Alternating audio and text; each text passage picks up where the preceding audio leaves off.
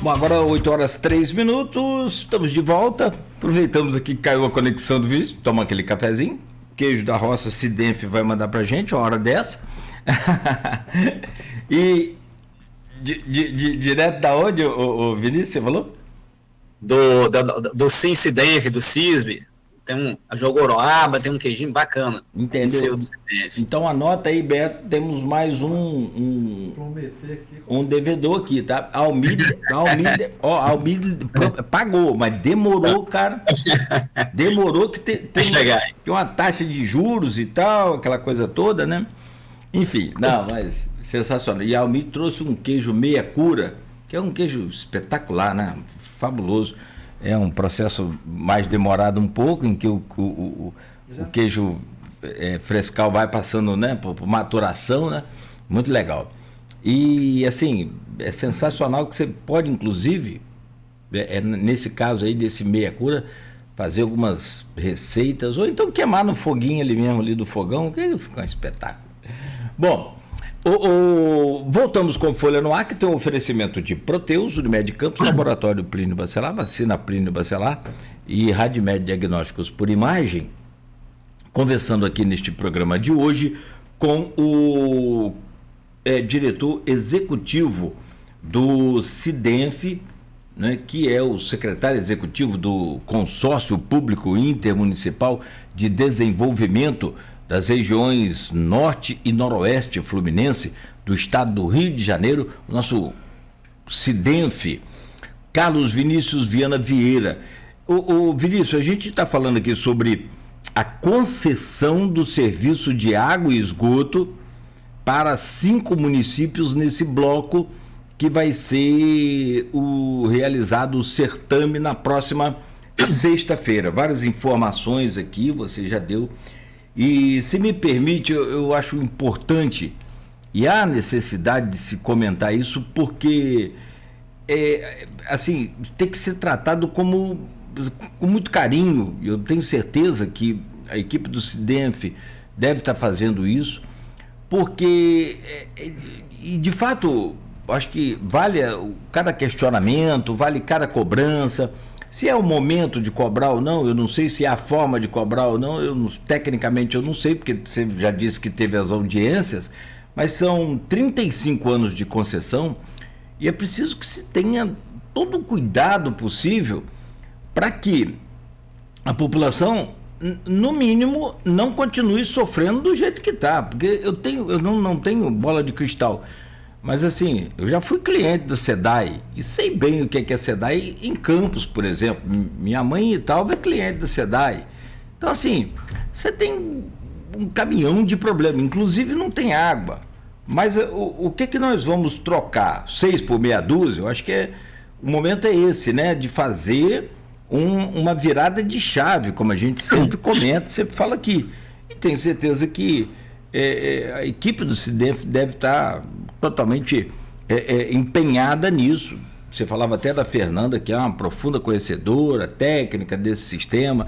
Então, vai muito além dessa questão de política. Mas, por outro lado, é isso.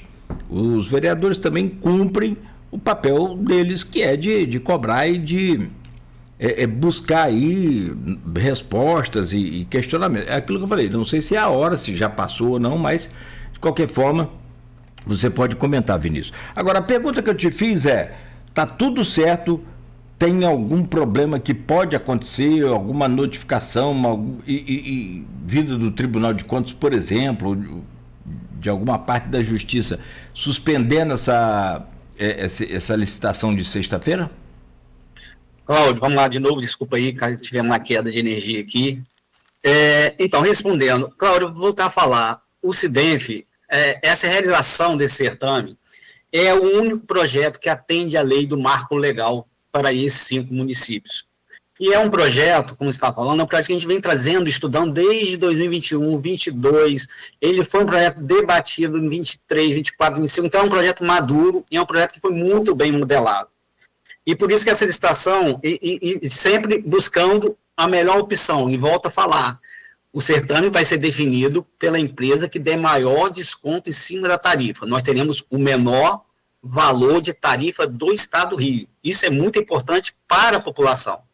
E os projetos, como já falei, eles vão vir em um planejamento de investimento que nós determinamos através do estudo, né, investimento nos primeiros anos, e a fiscalização. Então, a gente tem a obrigação de sempre trazer o melhor. É isso que a gente tem tentado fazer ao todo tempo. É legítimo os vereadores estarem buscando. Vou fazer um comentário aqui, que é a liminar, tanto na primeira...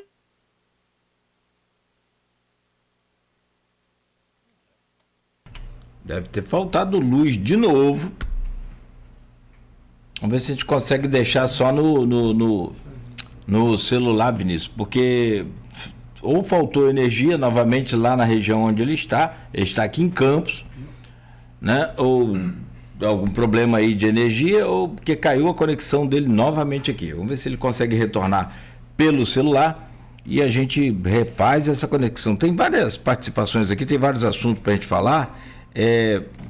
Voltou aí, Vinícius? Caiu a energia de novo? Tá difícil. Eu vou pro celular mesmo, cara. Segue no celular e celular. E coloca mais alto um pouquinho aí a imagem. Acho que para ficar legal. Deixa eu ver se pega bem você aí. Melhorou? É isso. Vamos lá. Qualquer coisa a gente ajusta aqui a imagem, mas eu acho que é por aí. E aí você falava então sobre essa questão de sexta-feira. Então, sexta-feira, qualquer determinação legal, Cláudio, a gente vai atender. Por hora, nós não recebemos nada ainda do TCE. E volto a falar, o TCE, por 2 vezes, já esteve fazendo essa análise. E por quantas vezes for necessário, toda vez que esse processo passa no tribunal, para a gente acha muito válido, porque a gente vai determinando e amadurecendo cada vez mais o projeto. Então, isso para a gente não quer dizer nada.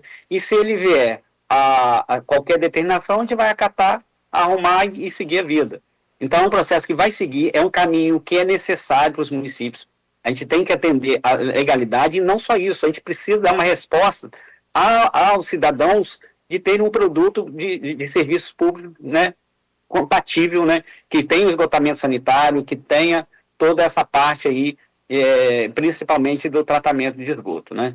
Então, esse é o caminho. Se vier qualquer determinação, logicamente que a gente vai acatar, mas a gente volta a frisar, estava falando na hora, esse grupo de vereadores já entraram com ações cíveis, né, na justiça, e a liminar, né, não foi concedida tanto em primeira como em segunda instância. Agora estão tentando, é legítimo os vereadores, a fiscalização é importante, mas nós temos total confiança e plenitude que a gente vai conseguir levar o que é mais necessário, que é esse serviço com qualidade à população, diante desse projeto tão maduro que se encontra agora, nesse momento. Perfeito. Assim, o ideal é chegar num projeto o mais perfeito possível. Eu queria falar sobre essa tarifa, para a gente já caminhar para o fechamento desse debate sobre esse projeto. Quando você fala que vai ser a menor tarifa social, tem um canal aqui no YouTube, acabei fechando, que Kissamã pede socorro. Cliquei no botãozinho errado, fechei, mas não tem problema não, abro aqui de novo. E está apontando aqui, fazendo várias perguntas a você, esse canal denominado Kissamã pede socorro. Está aqui, ó. E fala assim, por exemplo, reclama que algumas comunidades, algumas localidades não aparecem especificadas no projeto. Você tem essa informação, Vinícius? Quer ver, ó, só uma coisa. Quem mora em Visgueiro, Bacurau, Morro Alto ou Beira da Lagoa, isso aqui é Kissamã, tá? Consegue dormir tranquilo sabendo que o nome, que nem aparece no papel do contrato? É uma pergunta a você, Vinícius. Beleza, Cláudio. Então, esse projeto foram estudados dentro de cada município, individualizado esse estudo, e a propensão é que a gente tem que atingir a meta da universalização até 2033, tá? De uma forma ou outra, logicamente, que algumas localidades menores, elas não terão a distribuição diretamente, muitas vezes é abastecido por caminhão-pipa, né, e de outras formas, ou de pequenas estações. Então, a universalização ela vai ser feita até dentro desse período.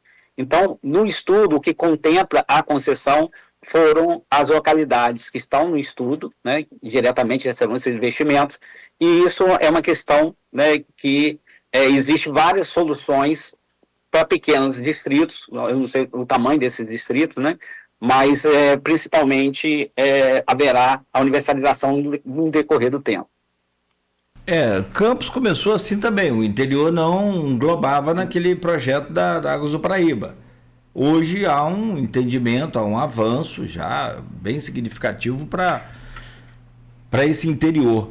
E para fechar aqui essa questão, sobre a tarifa, o Vinícius, muita gente fala, até nesse próprio canal aqui está falando que Samã tem mais da metade da população inscrita no CAD único. Existe no projeto uma especificação de tarifa social específica para atender essa população desses municípios todos, não só de Quissamã, serve para todos os municípios? Sim, Cláudia, deve ter colocado assim que às vezes vem as perguntas tarifa. Quando eu falo que a gente vai ter a menor tarifa do Estado, é a tarifa normal. E aí a gente está falando em tarifa social. Então, nosso estudo contemplou, tá? A lei anterior, ela previa até 5% de tarifa social que deveria ser estabelecido. Nosso projeto, ele corresponde a 6,86, então ele é maior do que os outros já pela lei anterior. E a partir de 2024, a lei 14.898, ela estabeleceu, e ainda não está regulamentada, outras formas através do CAD único. E aí a colocação é que vários municípios têm a população no CAD único. Mas quando você fala no CAD único, a gente tem que fazer uma referência, que a gente fala de economias que a gente fala é igual residência. Cada residência tem uma média de 4 habitantes em cada residência. Então, a proporção que vai ser adequada, ela não é diretamente ligada aos que estão no CAD único. Então, é uma colocação. Agora, no final, o que a gente prevê é que essa situação sendo regulamentada pelo governo federal, dessa lei, existe ali um aporte de recursos federais que ainda não está previsto. Então, a gente hoje atende a legislação, tanto que já passou no tribunal, não temos nenhum problema em relação a isso, tá? A gente atende e tenta atender de uma forma melhor também, que foi contemplada de uma forma que a gente entende essa situação de vulnerabilidade, a gente entende que precisamos também e contempla o nosso projeto essa parte da tarifa social. Tem alguma coisa mais que nós não falamos sobre esse projeto que você queira destacar? Eu acho que eu perguntei tudo a você sobre isso, não sei se está claro. Teve Porciúncula que saiu desse bloco, estaria nesse bloco, resolveu sair de última hora, prejudicou de alguma forma aí as empresas participantes? Porque, assim, quanto mais consumidores, melhor para as empresas, naturalmente, né? Não, conseguiu. A saída de Porciúncula foi uma saída, uma opção do atual prefeito, né? A gente respeita. Não participou muito dos projetos lá atrás, ele entrou do 24, 25, ok. Mas não, a gente remodelou, né? Saindo o município de Porciúncula, mas o que eu falei, a gente só consegue dar uma quantidade, uma demanda necessária quando a gente agrupa esses pequenos municípios. Então, para a gente chegar a um número suficiente onde haja a viabilidade técnica, mas também a viabilidade econômica para que essas empresas venham a participar do certame em concessão. Diferentemente, como eu expliquei, de privatização, né? A concessão, ela é por um período, depois desse período retorna ao município, o município recebe a outorga e o município recebe também outorgas variáveis, tá? O modelo nosso também prevê uma outorga variável de acordo, um valor mensalmente que a gente vai estar recebendo para poder estar cobrindo toda a estrutura que a gente vai ter de fiscalização. É um projeto totalmente sustentável.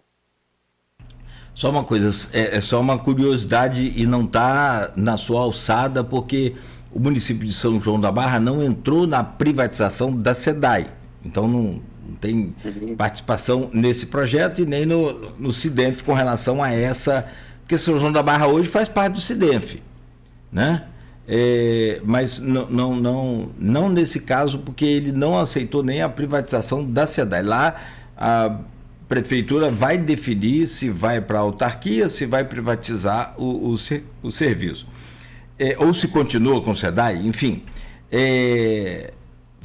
Eu não sei, o ideal seria fazer uma pesquisa, né, daquelas boas, né? Você está satisfeito com o serviço da SEDAI na sua cidade? Eu acho que seria...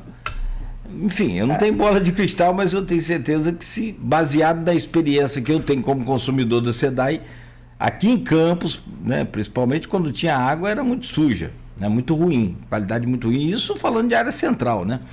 Mas vamos lá. Você comentou comigo internamente que um município pequeno, como é o caso de São João da Barra, em termos de negócios, de poder de investimento de uma empresa privada, é difícil conseguir uma terceirização, porque é muito pequeno para poder ter tanto investimento, né? Você acha o quê? A solução para São João da Barra seria o quê? A autarquia mesmo ou deixar a SEDAI? Só uma opinião. Então, Cláudio, assim, não só São João da Barra, mas tem município como Varriçai. Varriçai queria entrar agora no nosso projeto, só que não, já está fechado, né? A gente não conseguiu mais englobar. Porque é uma situação difícil para um município pequeno, porque, vou te dar um exemplo, Conceição de Macabu, há um tempo atrás, em 2019, foi feito um estudo, tá, para que fizesse a concessão ao próprio município. Não deu viabilidade. Precisou de Conceição juntar com os outros municípios para ter a viabilidade.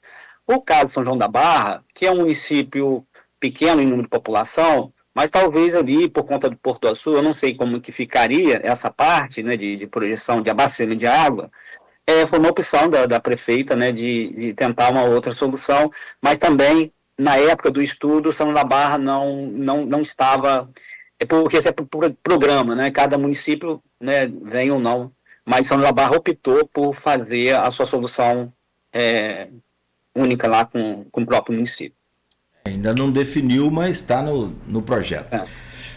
Bora, vamos falar de outros assuntos, e na pauta que a gente tem aqui já pré-determinada, a gente precisa falar sobre um outro assunto que é muito, muito importante e está relacionado à água, e essa não distribuída mecanicamente pelas empresas, e sim pela natureza, com que a gente vem sofrendo, né, nesses últimos anos, essa mudança de caracterização climática aqui da região, que tem sido, assim, até para nós que não estamos ligados a interior, roça, a gente já consegue perceber nitidamente. Campos, por exemplo, você tem os meses de novembro, dezembro, janeiro e fevereiro também, chuvosos. São esses meses, período de chuva aqui em Campos. Se você for fazer um levantamento dos últimos anos,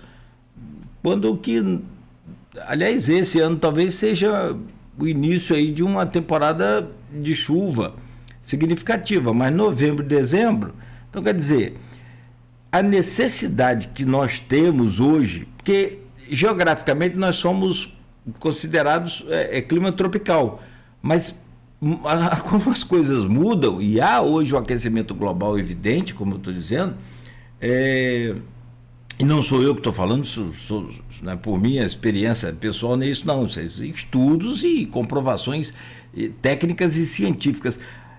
A gente virou semiárido de uns anos para cá, e isso implica diretamente na produção nossa agrícola, já que a gente tem essa vocação, precisamos de água. E aí o Vladimir, quando o prefeito, criou lá o projeto do semiárido, PL 1440 de 2019, quando deputado federal, melhor dizendo, que chegou a ser aprovado pela Câmara, depois de algum tempo, foi aprovado pelo Senado e teve aquele fatídico veto do Lula, que a Luísio trouxe aqui muito bem, um ponto interessante, que na verdade... que assim, um presidente que sabe tudo que ele assinou num dia, você tem a Casa Civil, naturalmente você tem a assessoria sua para poder te explicar. Você assina 2 contratos por dia, uma coisa, você assina 200 portarias. Você imagina, Ministério das Comunicações, Ministério da Agricultura, Ministério das... Quantas portarias você assina por dia? Então assim, presidente, assina esse. Presidente, isso aqui nós vamos vetar. Isso aqui assina esse veto aqui. Enfim.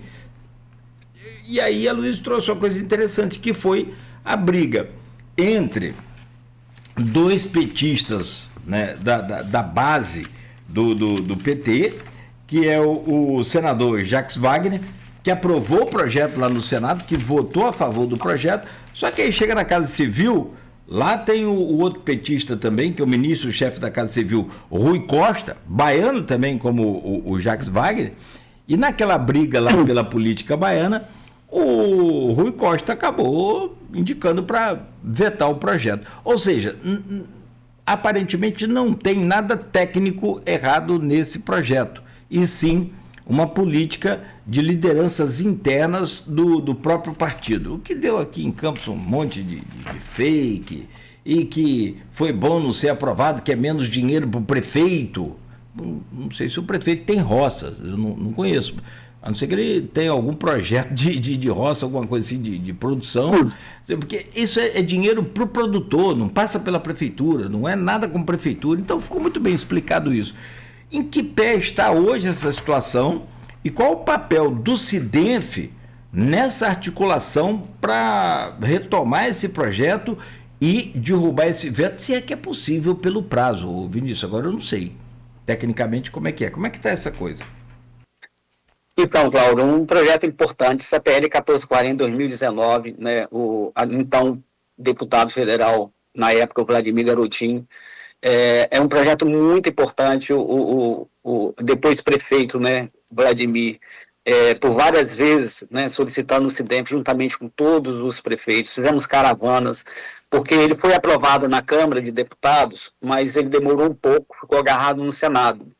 E nesse tempo que ficou no Senado, por várias vezes, nós estivemos lá, junto com todos os prefeitos unidos, fui várias vezes também. Uma vez fui com o Tito Nojosa, com o Frederico Veiga, a gente veio fazendo esse trabalho, né, entendendo ali com os senadores o que estava travado, e depois a gente ter conseguido todo esse trabalho, né, sobre a liderança aí do Vladimir, fizemos uma outra reunião também, fechando em Italva, lá com o nosso presidente Léo Pelanca, para deliberar juntamente também com o André Siciliano após o veto presidencial, que foi inesperado.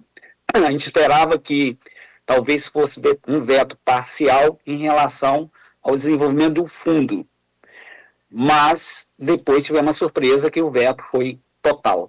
E reunido com várias lideranças, né, lá em Italva, nós fechamos questão entre os prefeitos, né, foram fechados entre eles, deputados estaduais, deputados federais, todos que estavam presentes no fechamento para a derrubada desse veto, né? E a derrubada desse veto, agora precisamos estamos num momento de fazer uma nova movimentação para que seja feita ali uma força lá no Senado, que agora essa derrubada do veto, ela passa pela Câmara, uma maioria absoluta, 252 deputados e 41 senadores que teríamos que ter esse voto para derrubar esse veto. Não é fácil, existe vários vetos a serem analisados, né, por essa comissão do Senado e Câmara de Deputados, e eu acho que agora no início do ano a gente precisa tentar já começar a mobilizar para que façamos ali toda uma perspectiva de um enfrentamento ali para tentar convencer que nós tenhamos esses votos suficientes para derrubada desse veto. Então, esse é o caminho assim, que foi fechado, né, de uma união entre os prefeitos, né, todas as lideranças regionais, sob a liderança aí do proponente dessa PL, tão importante para a nossa região. Porque, Cláudio, quando a gente fala dessa mudança, dessa classificação climática, ela é tão importante porque são vários benefícios, como seguro-safra, financiamento, são vários benefícios que nós temos hoje mais de 40 mil produtores rurais aqui na nossa região norte e noroeste fluminense.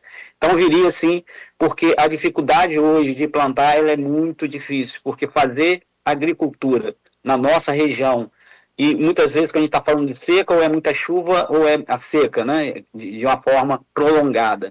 E má distribuição também da chuva, né, a má distribuição também afeta muito esse aspecto. Então, a insegurança hoje do pequeno agricultor, principalmente, de plantar, saber que ele vai colher, é muito grande. E esse projeto também não só para os agricultores, mas é toda uma cadeia que ajudaria, porque a nossa principal vocação né, e principalmente pós-royalties e petróleo, né, é a agricultura.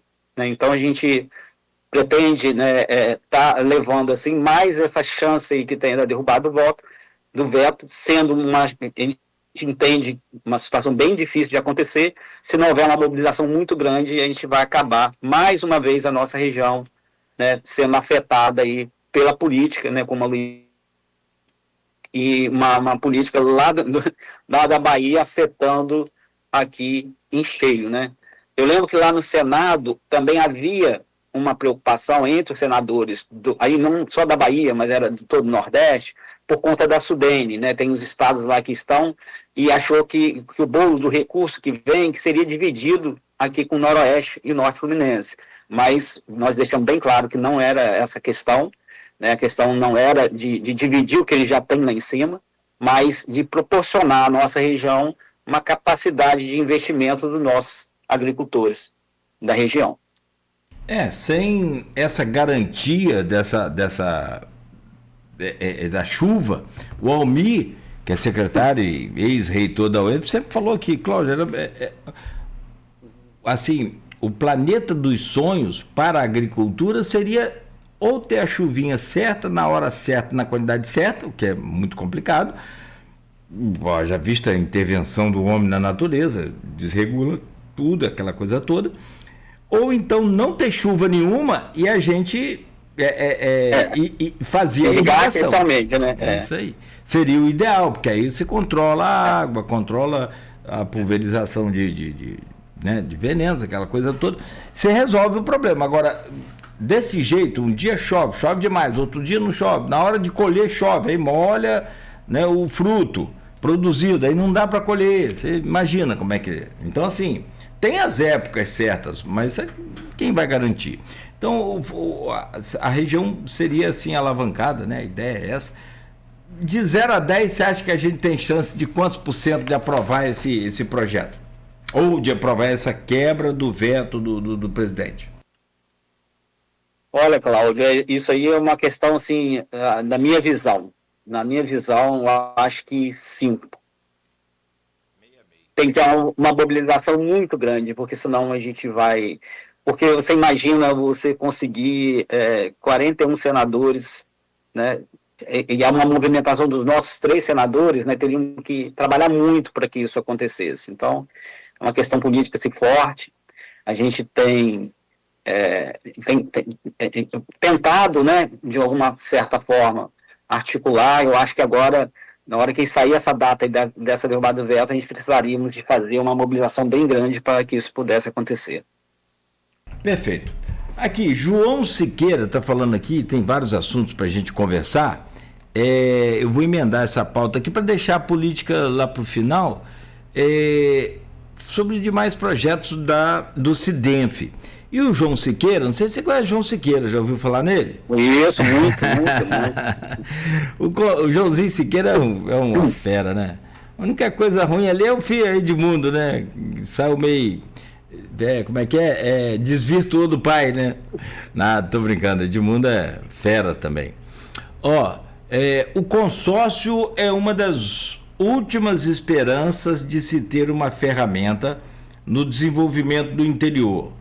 A criação de um fundo para o fomento de projetos que venham a criar oportunidades para a nossa região, aumentando a renda e a empregabilidade para evitar o êxodo dos nossos jovens para outros centros. Ele comenta: um grande projeto que beneficia uma temática desprestigiada por aqui. Nossa, o João tá moderno, escrevendo aqui com K. Tá brincadeira não. Que é o turismo. É o caminho Caminhos do Açúcar. Esse projeto ficou muito legal, né, Vinícius? Caminhos do Açúcar. Aliás, é isso. Dele e de mais um caminhão de gente.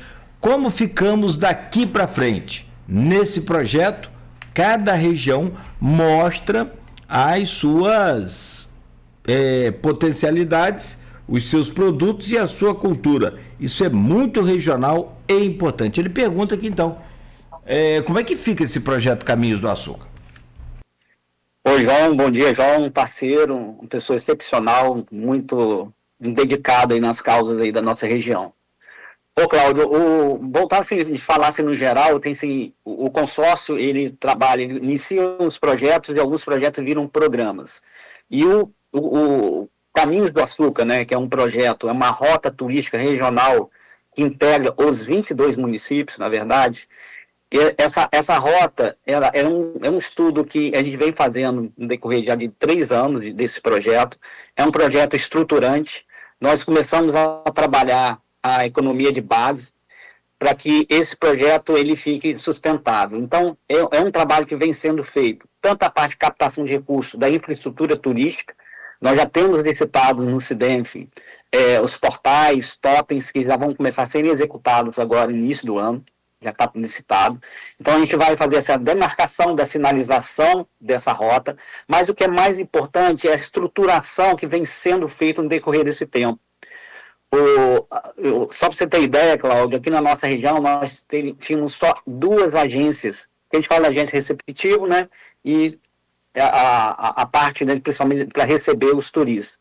E só tínhamos 2. Aí, através de cursos que o SIDENF vem fazendo com todos os profissionais, nós temos um turismo, temos uma equipe bem qualificada lá dentro do SIDENF, e a gente vem trabalhando nessas agências. Hoje nós temos 16 agências já prontas com produtos a serem comercializados. Nós estamos num momento muito importante, a gente está num momento agora de todo esse trabalho de estruturação que foi sendo feito juntamente com todos os municípios e principalmente com os stakeholders, né, que o turismo a gente faz, a gente tenta, a gente organiza, o setor público organiza, mas quem vai tocar isso é a iniciativa privada. Então a gente está tentando adequar todo esse arcabouço legal, todo esse arcabouço da estruturação. Assim nós fizemos no decorrer desse tempo, e agora nós estamos para lançar um catálogo de produtos do Caminho do Açúcar. Vai ser lançado provavelmente no final de março, e esse catálogo ele tem 60 produtos. O que chama esses 60 produtos? São exatamente os passeios. Então, um passeio determinado dentro desse catálogo, ou a Lagoa de Cima. O que eu tenho para fazer na Lagoa de Cima, como que eu chego na Lagoa de Cima, quanto que custa isso. Então, com tudo definido desses passeios, que depois são incorporados, né, em pacotes, né, que a gente agora está na etapa também de conversar com as agências, né, que a gente vai fazer um Fun Tour, que é o quê? É pegar as agências grandes, a CBC, todas essas agências grandes, para que elas possam vender esses produtos que são os passeios do Caminhos do Açúcar. Então, é um projeto que foi muito bem estruturado, é um projeto também que tem os festivais Caminhos do Açúcar, eu não sei se você já deve ter ido a algum. Esses festivais, eles vão começar a acontecer de novo, são festivais que fazem o quê? É um momento que a gente reúne toda a agroindústria, os artesãos, a área do turismo, para a gente conseguir, e a parte cultural principalmente, né, as manifestações culturais, e a gente leva ali no Caminho do Açúcar, no festival, tudo que está nesse arranjo. Então, o Festival Caminho do Açúcar é um sucesso, e principalmente o projeto. Então, temos agora, em março, João, estaremos aí divulgando, lançando esse catálogo de produtos, que ficou muito bacana. São 60 passeios em todo o norte e noroeste fluminense, e passeios assim que você consegue definir quem é a agência, qual o valor, uma forma bem profissional. Teremos também a parte do site, a interação, logicamente, tudo na mídia. Então, tudo está sendo preparado para ser lançado aí agora, nesse início de ano. Ah, legal, porque, assim, eu vi, participei, cara, você tem a parte também interessante que você contrata lá o Júlio Consoloso, que é colega nosso aqui, e ele faz aquelas tomadas de imagens aéreas com dimensão em 3D. Em 3D, com inteligência artificial, que fica fantástico. E você passa a fazer até o turismo pelo virtual. Um sítio tour virtual, né? Que é a porta de entrada para quê? Você fala, eu nunca fui a Bonito, por exemplo. Eu nunca fui à Itália. Tenho maior vontade. Por quê? Porque eu vejo as imagens, porque eu vejo... Então, assim, é uma porta de... Fantástico, fantástico. Além da exposição também, nada. Enfim, assim, ou seja, tem aquele... Eu estava vendo hoje, cara, e é tão interessante como que essa vida é. Às vezes a oportunidade passa na nossa frente e a gente não vê. Essa mesmo eu não vi. eu tinha como castigo e às vezes eu estava dando um sinal e eu não percebi. Minha mãe faz muito doce. Minha mãe é doceira de primeira. Bacana. Não, assim, é um negócio impressionante. E aqueles doces mais tradicionais. Por exemplo, doce de figo. Que eu gosto, mas eu não como muito, que eu me lembro da infância. Que quando ela me pegava para prender no quintal, também depois daquele que eu te contei da caixa d'água, ela nem sabe disso. O que ela fazia? Vai raspar o figo para poder pra fazer o doce. Fazer o doce. Você tem que raspar o figo por figo, com a faquinha, não sei, hoje deve ter coisa aí. Eu passava a tarde toda, podia jogar bola, podia baleba, não podia fazer nada para minha vida. Eu raspando figo. E tinha um pé de figo lá em casa, quanto mais eu olhava para ver o pé se estava dando, tava com mais figo ainda. É um negócio de dor. Aí hoje eu vi uma propaganda, me veio na cabeça isso. Falei, poxa, tive a oportunidade. Um doce de figo, igualzinho da minha mãe, mesma coisa, naturalmente. Eu sou mais o da minha mãe, mas a apresentação dele numa lata, gourmetizado, um negócio, sabe como que eleva o nível. Aí vem aquele queijinho. Então, assim, às vezes a oportunidade para. E aí o Cidenf faz isso muito nesse Caminhos do Açúcar, né? Com a feira lá, isso. Traz esse doce de figo, entre aspas, qualquer coisa que é produzida lá no interior, para poder apresentar não só para aquele munícipe, aquele dele que está ali, que é vizinho e não sabe, que isso é interessante, como todo mundo. O resto do mundo. Passa a conhecer em toda a região. Isso tem acontecido muito com a goiabada da Taipabas, o quibe lá de Talva, a Luciene lá, que começou fazendo com a gente, ela cresceu muito depois do festival. E aí você vai fazendo assim, toda uma tratativa dessa rede, né? E a parte de artesanato. Então, é a valorização da nossa cultura, do nosso poder, de todo o nosso poder também econômico ali, diante dos pequenos produtores da agroindústria também, aí já vem os produtos já certificados. Então, é bem interessante esse movimento que a gente vai movendo na cadeia toda. A gente vai passar também agora por capacitações, a gente fazendo uma parceria com o Sebrae para capacitar os hotéis, entendeu? Essa parte também de restaurantes. Então, é todo um trabalho que a gente vem fazendo, que a gente precisa preparar para receber, né? Isso é um trabalho que a gente vem fazendo. E é assim, Cláudio, cada município também tem seu estágio, tem uns mais avançados, um menos, mas todos participam, isso é importante. Portanto, todos, e os prefeitos, quando vêm assim, eles cobram, eles querem, a gente enxerga uma grande solução para a nossa região, que é o turismo, uma delas, né? Mas sim, com muita potencialidade. E Campos tem uma característica bem parecida ainda aqui com o Espírito Santo, por exemplo, que é fantástico para quem já viveu essa experiência. Você está em Guarapari, quem está em Guarapari agora curtindo o verão aí, se quiser dar uma variada aí, uma sugestão minha aqui. Agora, carnaval. Eu não quero muito barulho no carnaval. Dá pra Serra. Cara, dá um pulinho. Você conhece, cara, não leva 1 hora. Acho que é negócio de 50 minutos, 40 minutos. Até Domingos Martins, por exemplo. Cara, você vai para uma colônia alemã fantástica, você vai comer bem, você tem uma gastronomia ótima, você tem uma noite gostosa e com a temperatura no mínimo 10, 12 graus aí a menos. Ou seja, é como se você tivesse, sei lá, em outro país. É um negócio muito gostoso. E Campos tem isso. Claro que na proporção nossa, nós temos aqui o Imbé. Sim.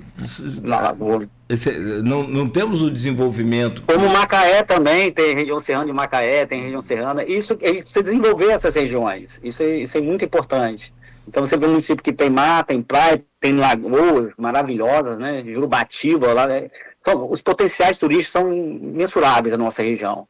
Agora a gente precisa de adequar, arrumar, como a gente fala, embalar ele de uma forma que a gente consiga vender no bom sentido, né? Vender mesmo para que a gente consiga aprimorar essa parte do turismo na nossa região.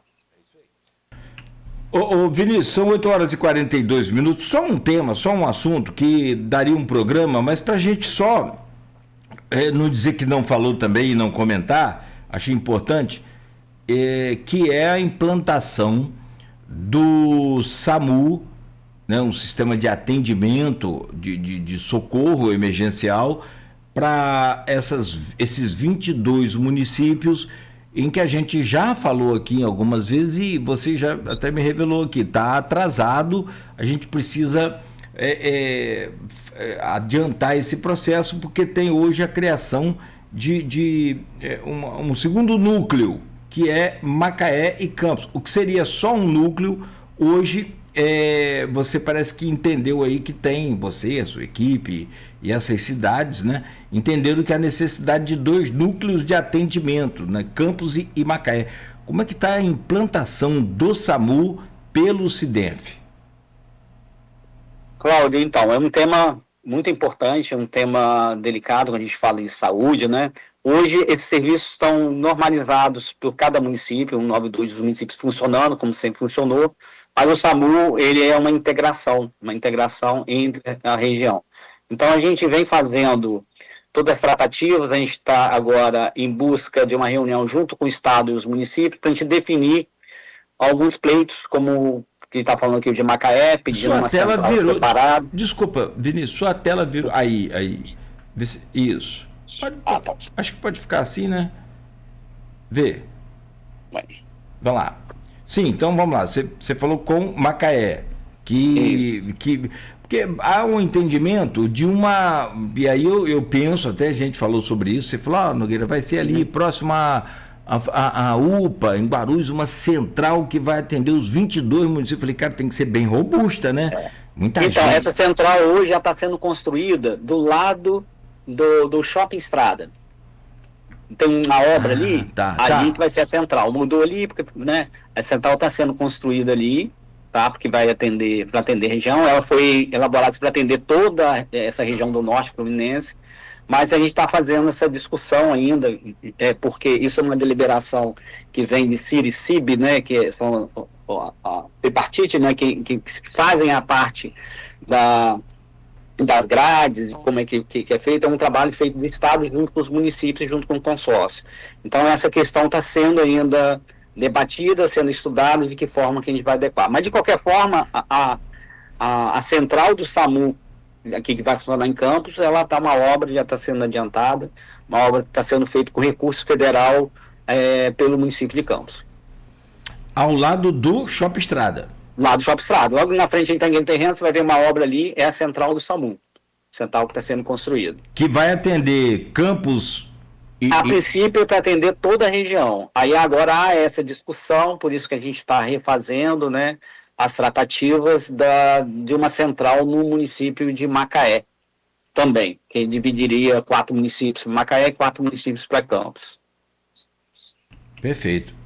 E para o Noroeste, teria uma outra... O Noroeste, ele já é feito com outro consórcio. Tem um consórcio de saúde no Noroeste que o SAMU é feito, administrado por esse consórcio. Aí lá a central é em Itaperuna mesmo, já a população é bem menor, né, 200 e poucos mil habitantes, a população total, né?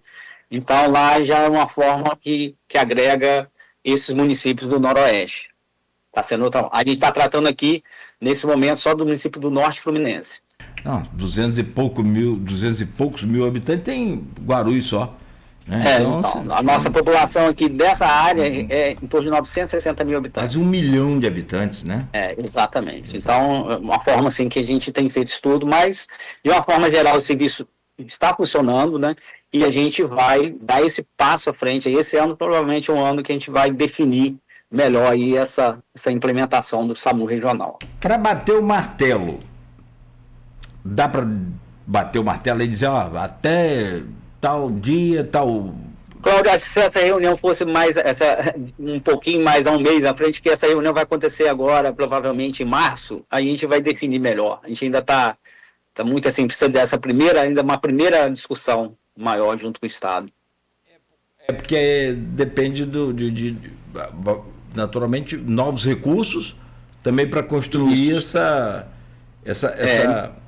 tanto de recurso da parte de financiamento e também da regulação, né, de como que vai ser feito e tal. Então, a gente precisa ainda tecnicamente Kenin sou eu, somos secretários, né, municipais de saúde, de fazer essa tratativa. Então, essa reunião aí com o Estado deve ocorrer em março para a gente ter uma decisão, né, de como que vai ficar realmente a implementação.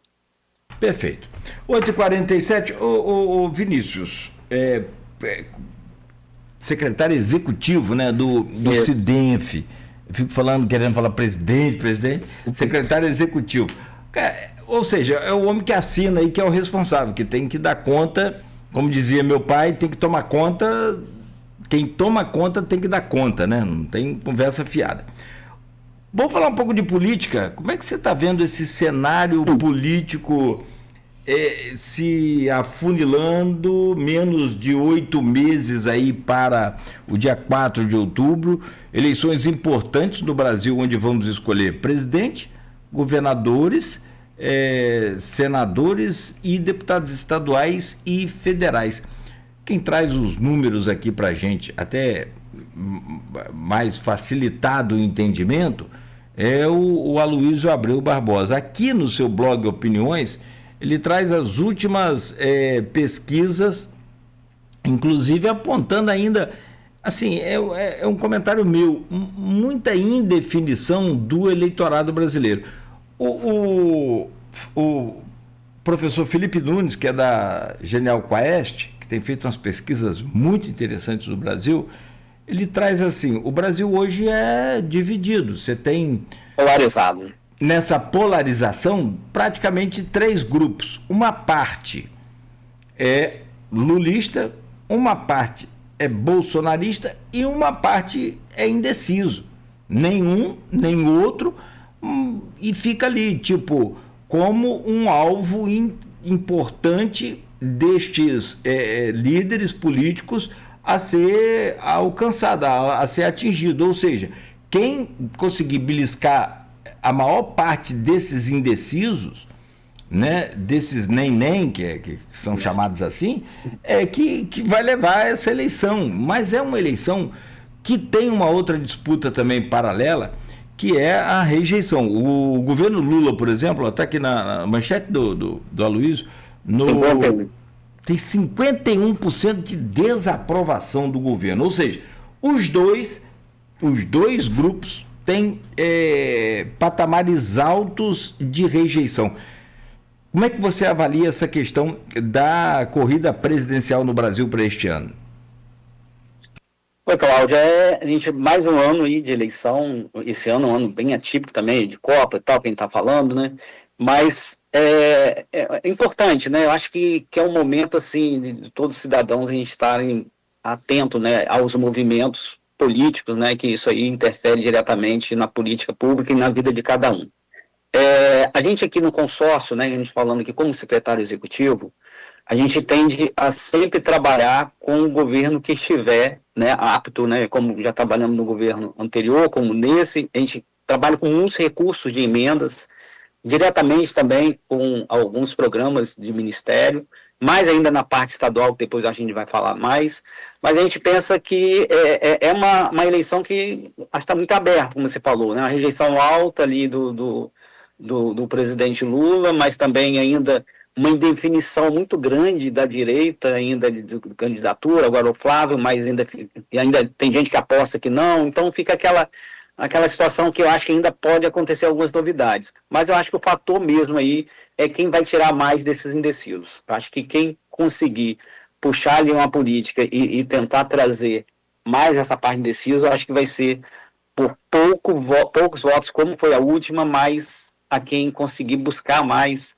E a gente vê, às vezes, tem essa pauta aí da segurança pública, que a gente tenta puxar, e cada um puxando para um lado, mas a gente vê a importância muito grande da sustentação que a gente entende, a sustentação econômica, que a gente precisa de ter um trabalho bem feito, né, para que a gente possa realmente transcender aí toda essa parte da política. Então, a gente, na visão, estou falando aqui como secretário executivo do consórcio do SIDENF, a gente entende que a gente vai trabalhar com qualquer governo, porque, só para você ter ideia, nós temos 4 emendas de bancadas do governo federal, nós estamos trabalhando assim, direto com todos os ministérios, e não é só quando o recurso vem, a gente ainda tem que ficar administrando, então é uma parte que a gente trabalha muito diretamente com os ministérios também, e a gente vê que temos facilidades hoje de trabalhar tanto nesse governo como no outro também tivemos acesso. Então é uma forma assim que politicamente a gente é o mais neutro possível, mas a gente enxerga aí que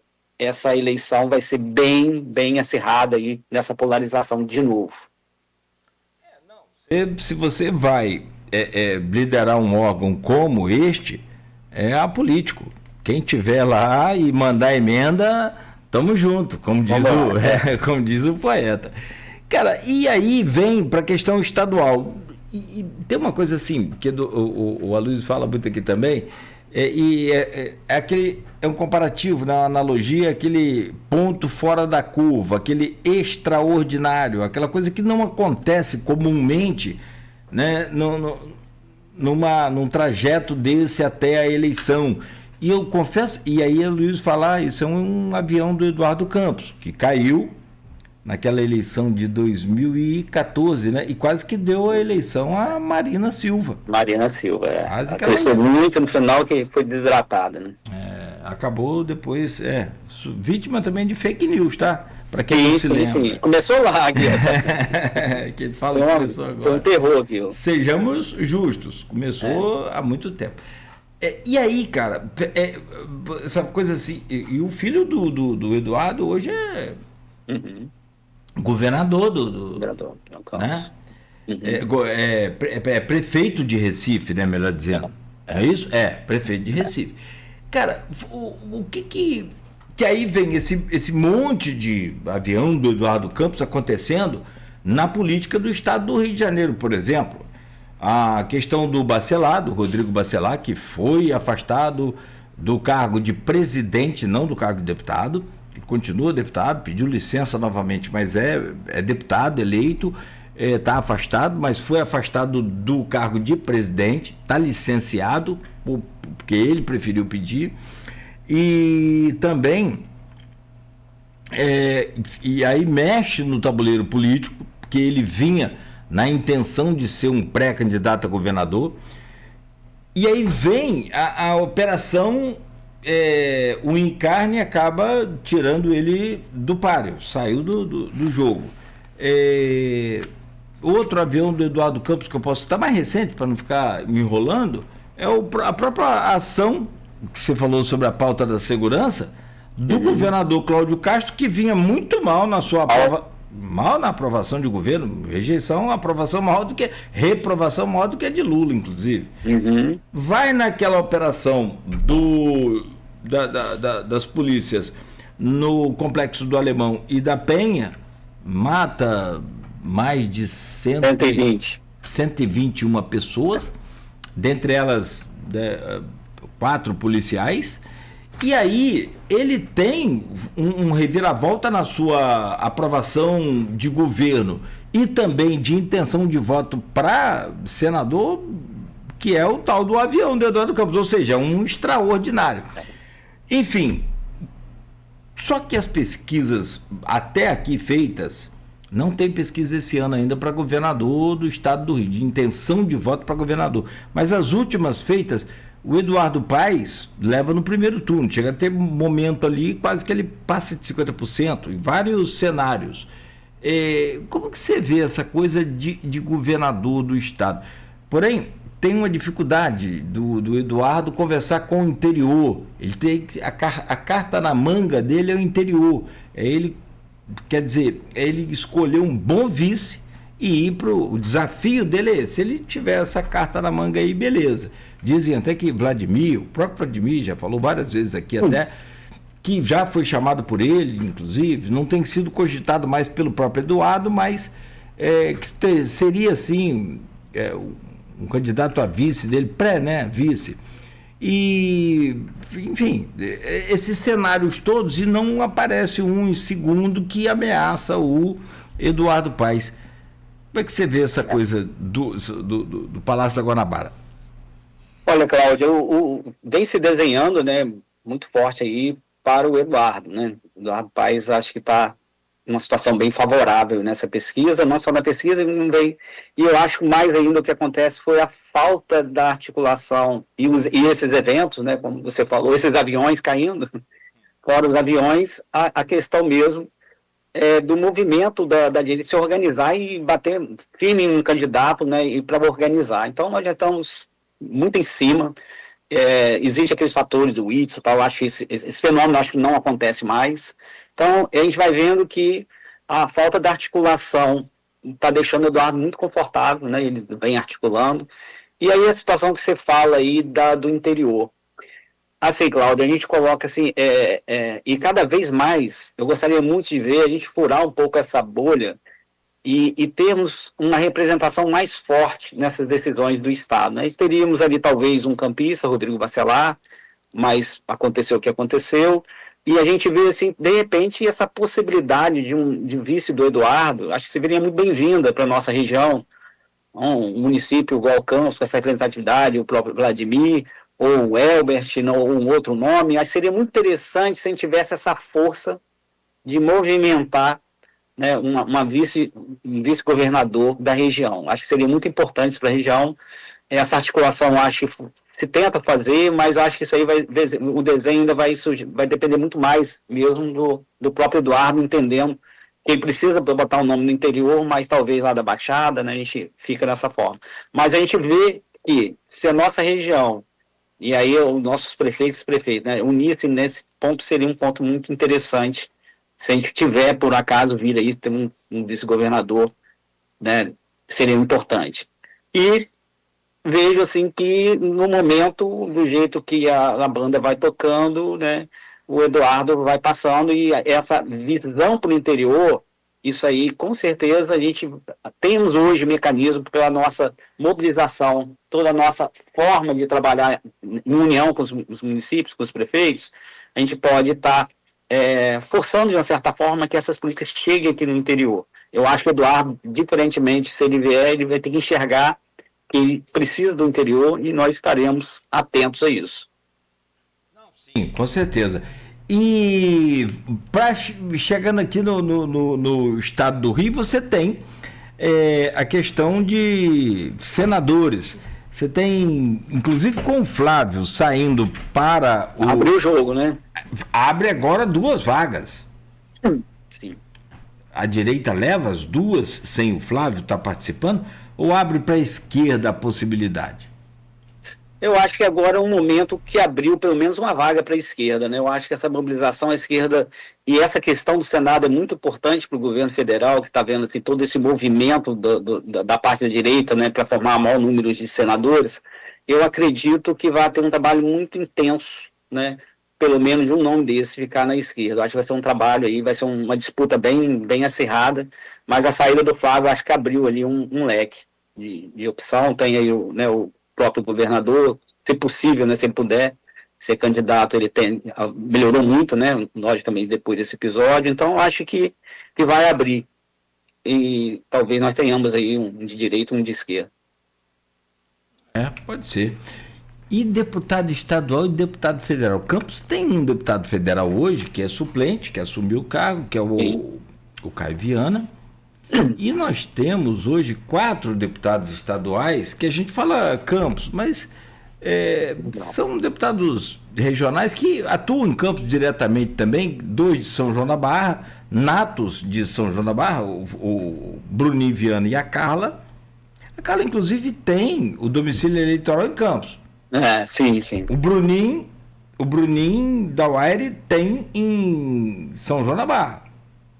O domicílio eleitoral dele é mantido lá em São João da Barra. E aí, então, você tem mais 2, o Thiago Rangel e o Rodrigo Bacelar, como a gente falou, com essa questão, que até o momento não o impede de ser candidato à reeleição a deputado. O que você consegue projetar nesse cenário todo aqui da região? Quantos deputados a gente consegue fazer? Ou talvez o ideal para federal e para estadual? Olha, Cláudio, colocar um nome de estadual que você não citou, mas no Noroeste, muito ativo no Noroeste, que é o Jair Bittencourt. É um deputado... eu citei mais Norte, sim. No Norte, né? Noroeste também, claro. Sempre quando eu falo Norte e Noroeste, né? Que a gente tem atuação. Sim. Não, né? perfeito. Ótimo. A gente enxerga hoje qual a importância... Não, e aí, se você me permite, vamos colocar o federal, que é também o Murilo Gouveia. O Murilo Gouveia, o Murilo Gouveia. Isso também ia falar dele também um pouquinho, falando dos estaduais. Então, a gente vê a importância da representatividade da nossa região com esses deputados. Acho que a gente precisa, muitas vezes, assim, dar o eleitor um pouquinho, assim, aos que estão de casa, né, porque faz muita falta. Você olha, como deputado federal eleito no primeiro, só foi o Murilo. Ainda tivemos, como na suplência, conseguiu assumir o Caio Viana. Mas a gente, nessa andança toda que a gente vai, como é importante, tanto na Alerj como lá no governo federal, a participação de um deputado da região.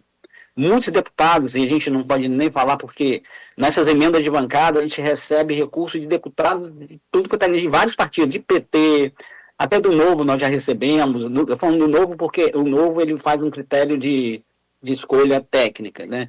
E a gente vem assim, trabalhando, PL, PP, então a gente trabalha com vários deputados que são ativos aqui, não do domicílio aqui da nossa região, mas é muito importante que a gente consigamos fazer os deputados aqui da nossa região. Entendeu? Então, na época, tínhamos o Vladimir, né, como deputado federal. Então, nesse desenho que vem se formando aqui, porque na hora que a gente está lá no governo federal, a gente precisa de deputado como se estivesse em casa. Então, assim foi feito o Murilo botou recursos, representando a região, ele vai falar sobre o estado todo, mas a gente vai ter sempre aquele carinho maior, né, com a região. Então, isso é muito importante, e também nos nossos deputados estaduais, né, que a gente vem fazendo toda essa parte, né, as emendas estaduais são menores, mas o trabalho de articulação perante as secretarias ele é muito importante. E esses deputados, às vezes, que viram secretários, eles trazem os recursos, né? É o caso do Bruno Dauaire, da Carla também, que vem trazendo, né, todo o trabalho. O Thiago Rangel já fazendo um trabalho expandindo também no Noroeste. Então, é um trabalho, e o próprio Rodrigo Bacelar, né, que foi um trabalho já de uma candidatura que vinha sendo desenhada. Mas também, falando agora lá no Noroeste, o deputado Jair Bittencourt é incansável, é um deputado assim, muito ativo, muito perto, colabora muito também com a gente do SIDENF. Então, a gente imagina que cada vez mais, se pudermos escolher os deputados da região, seria muito importante, que muita gente dá muito voto aos deputados de fora. Você consegue projetar números? Tipo, vamos fazer aqui no Norte, Campos, São Lugar e... Eu acho que no Norte Fluminense, eu acho que o ideal seriam 5 deputados. E o Noroeste a gente precisava de mais um. Acho que já ia muito sozinho lá, de repente mais um deputado, né, que trabalhasse junto lá. Mas o Noroeste tem essa dificuldade também pela quantidade de habitantes. Então o Noroeste é um deputado estadual e aqui a gente poderia chegar a 5 nesse desenho aí. Acho que trabalhando bem, acho que conseguiríamos chegar a 5. E federal? Federal, então federal que eu acho que é o nosso grande gargalo, assim, dessa conjuntura que a gente estava falando anteriormente, né? De primeiro nós só fizemos o Murilo Gouveia, né? Depois como suplência, né, o Caio, né, assumindo. Então nós temos 2 deputados para representar essa região toda. Então eu achava muito interessante que pelo menos, né, a gente conseguisse manter um deputado federal no Noroeste, né? E aqui a gente precisa, acho que um esforço a gente conseguiríamos fazer 2. 2 no Norte e 1 no Noroeste. Não, só se puder, nesse caso, né, a bancada representativa forte, então, você tem a participação de emendas parlamentares aqui para a região do próprio Murilo, para São João da Barra, que eu me lembro aqui rapidamente com relação à contenção lá do avanço do mar, aquela erosão, né, costeira. Então, é esse tipo de papel que é importante. O próprio senador Portinho, sim, uma série de emendas, acho que ele muito recurso, região.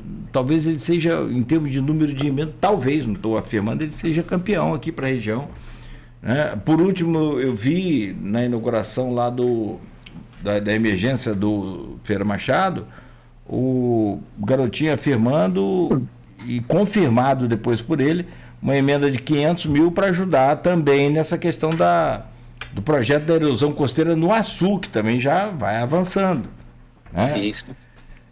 Enfim. Muito importante. Amigo, eu quero te agradecer, né, pela sua presença, dizer que é sempre prazer poder recebê-lo aqui.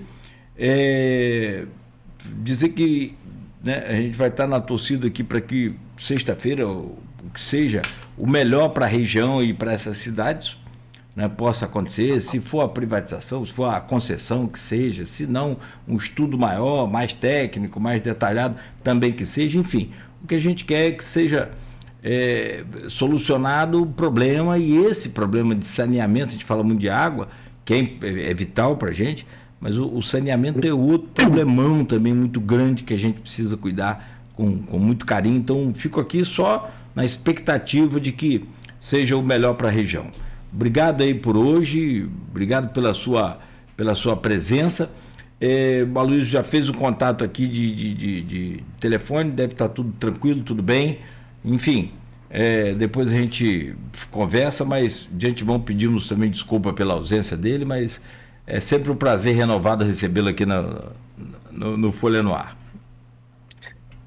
Cláudio, a gente agradecemos a todos os ouvintes, né, da Rádio 98.3, agradecemos ao Aloysio, ao Cláudio, e estamos assim, o SIDENF está pronto para atender todas as expectativas, tá? Não só dessa parte de saneamento, mas tantos outros projetos. A gente não falou aqui nem 30% de tudo que a gente vem fazendo, o SIDENF Cultural, a Patrulha Mecanizada, o SINCIDENF, são vários projetos, né, dentro do SIDENF que vão amadurecendo, que vão contribuindo para o crescimento da nossa região. Então, muito importante esse espaço, a gente agradece e agradece todos os ouvintes aí. Muito obrigado.